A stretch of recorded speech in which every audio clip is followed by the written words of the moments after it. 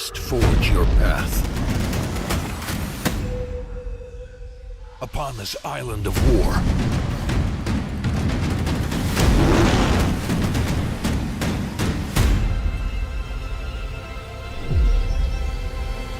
resurgence returns.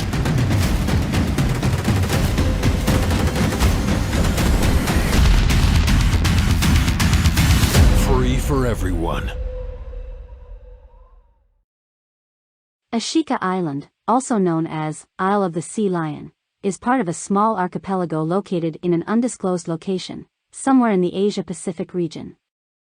The latest reports indicate the isle is being used as hub for the ultranationalist Kani group, including the transportation of chemical and biological weapons.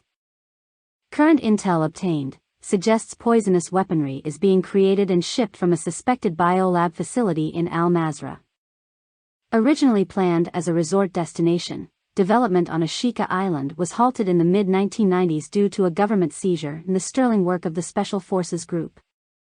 But publicly the reasons remain undisclosed. Since this time, travel to and from the island has been heavily restricted. Recently intercepted communications suggest that elements of Shadow Company have taken control of the isle, seemingly on the hunt for members of the Kani group. While the location appears abandoned, there are whispers on the wires of Kani operators remaining active in this conflict zone. Regardless of where you infiltrate, extreme caution is advised. What's up, everybody? I'm Albie13. Call of Duty was kind enough to give us footage and information on the new map that's coming out. Now we have actual live footage of it, and we have a blog post that has a lot of detailed information and pictures throughout the new map, Ashika Island. There's no point in me reinventing the wheel here. Westy has produced a great video, and I'm going to show it here, going over Ashika Island. Let's check it out.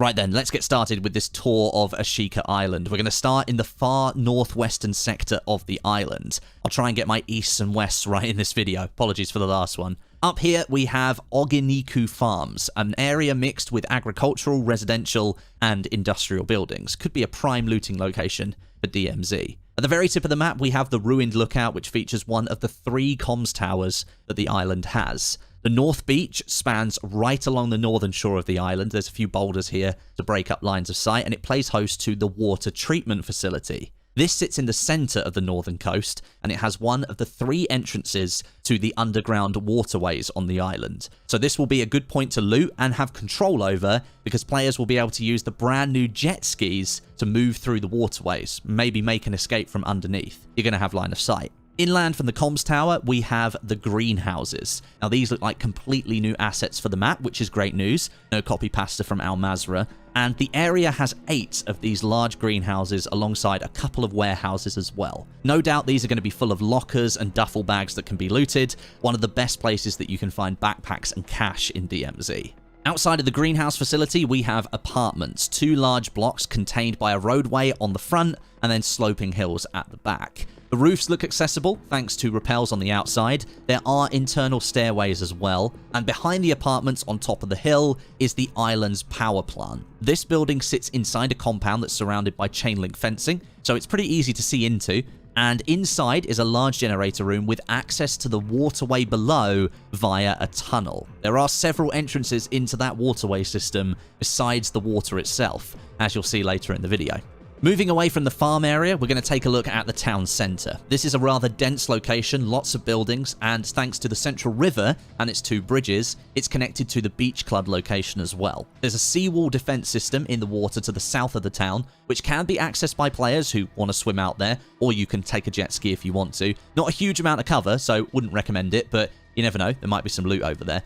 A ferry terminal juts out into the water from the coast alongside the tourist centre building. This contains a map of the island as well as a gift shop and kitchens, which will be good for certain types of loot, like vintage wine. You can sell that at buy stations, get a lot of money from it, and buy yourself some plates. You're able to get onto the roof as well, which has sightlines back onto the farm area as well as towards the town centre further down the coast. Now, sitting alongside the tourist center, we have the event center, a building that's surrounded by this blue concrete flooring that makes it really recognizable. There's also an aquarium building, a small one, tucked behind this, which contains a tidal pool, and that gives you access to the waterway. So I'm assuming you can dive into that tidal pool, swim down, and then come out in the waterway somewhere. Sounds pretty cool. This event center, the tourist center, and the aquarium, they're all kind of similar in size in terms of buildings, and that probably makes it a good loot run location. Behind the event center on the road, there is a gas station which will function exactly the same as Al Mazrah, and alongside the river entrance to the underground waterway, there is a science center. This has 2 accessible floors, a roof that you can get to via an internal lift rappel, and a mezzanine floor overlooking the lobby. This, alongside the other buildings in town center, is probably going to make it one of the places you're likely to find PvP action. The river channel has 2 bridges crossing over it, one roadway and one a footbridge, and the river is another one of the 3 entrances to the underground waterway system, so you can jet ski your way through here if you want to. In the mouth of the river, there is a floating gas station, ideal for refueling your jet ski before you take a tour of the island by water, and on that floating barge is a little bit of cover, so maybe you can hide behind it if you're being attacked by players, and then you can sort of jump down behind cover, dive under the water, and swim away. The seawall has a few sloping pathways up to the main island, so if you are swimming about, you have a couple of options. On the other bank of the river, heading towards the beach club, we have the Market District, a hotel building and another gas station. Now, the market area, it contains a few different buildings with varying heights, so that'll give you some vertical gameplay opportunities, and the hotel sort of towers above them, overlooking the market. So if you want a power position, you should take the hotel. It's got a ground floor lobby, a sushi bar, an elevator rappel up to the upper floors, and there's 2 premium rooms up the top and access to the roof. The gas station is similar to one on the other side of the river, and it's opposite the town hall building. The town hall, it's probably one of the biggest buildings on the map. It's quite maze-like apparently, and it's made of concrete and glass with multiple floors. Escalators from the open plan ground floor, they lead up to a small kitchen and a mezzanine area full of glass display cabinets, which are great places for loot, apparently. There's an upper floor that features a Zen garden as well, and the rocks behind you give you access to the castle grounds. The beach club itself is another large named location on the far south coast of the island. It features open-air swimming in the cove off the coast, another aquarium, bathhouses, and an observation point. The aquarium here is larger than the one that's further up the coast in the town, but it's devoid of life inside, unfortunately.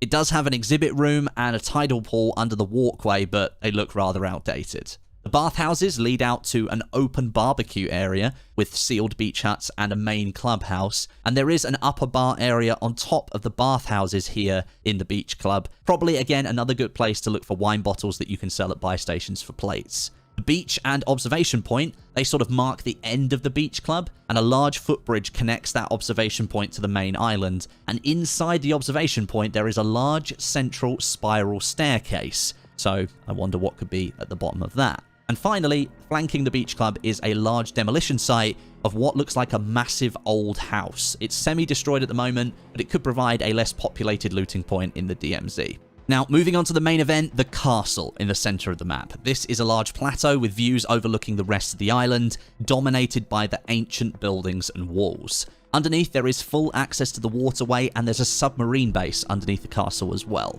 The main stronghold building is a maze of hiding spots, access points, and places for you to explore. It extends below ground as well, so expect plenty of places that you can loot. There is a moat that protects 3 sides of the stronghold, not all 4. The 4th side is protected by the hills, so the moat sort of just goes round in a horseshoe shape around the building. The moat wall has several openings into the bailey, which lead into an inner-walled dojo courtyard, which features a radar trailer. There's plenty of buildings linked into this stronghold location, with bridges connecting the land outside the walls to it directly.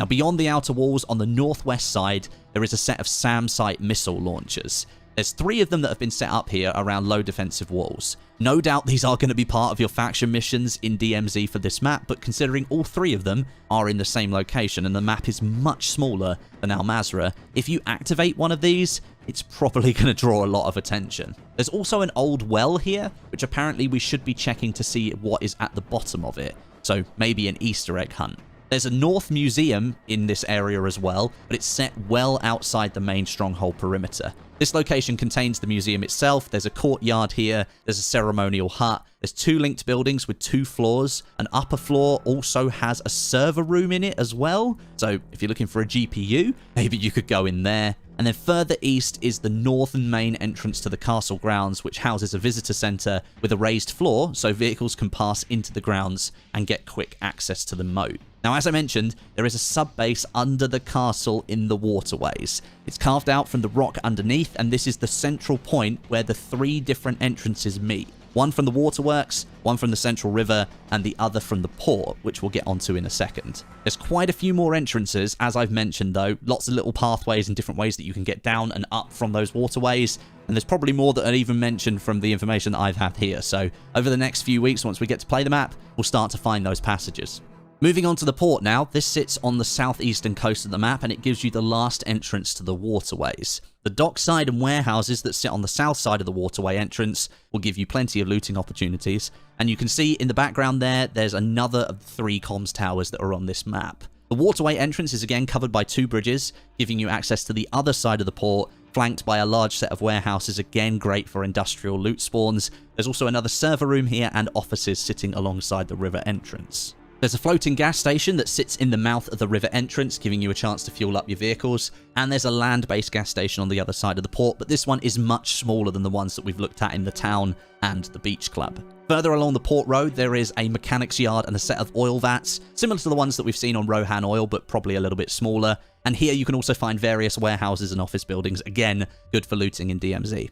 And then we come round to the shipwreck. This is connected to the port area by a set of rocks, which give you a great overview of the beach area where 2 ships have run aground. Now, both of those ships are identical cargo tankers. They are rusting away. One of them has a hole in the side of the hull that you can gain access to for looting, but both of them have had their containers removed and placed onto the beach to form the loose layout of one of your favorite container-based multiplayer maps, Shipment. So it's here, and I think it's also on Al Mazrah on the ship at Hafid Port as well. Sitting above the beach between those 2 ships is the clifftop demo point. This will give you a good view of the beach below and any players who might be looting there. There is a zipline that can take you from the beach up to the top of the cliff. And along the coastal road beyond the demo building is our final gas station and the 3rd comms tower on this map. This connects the road to our final name location, the residential district. This sits alongside and comes inland from the water treatment facility, and it's almost always covered in a thin layer of fog, so this is going to reduce your long-range sightlines.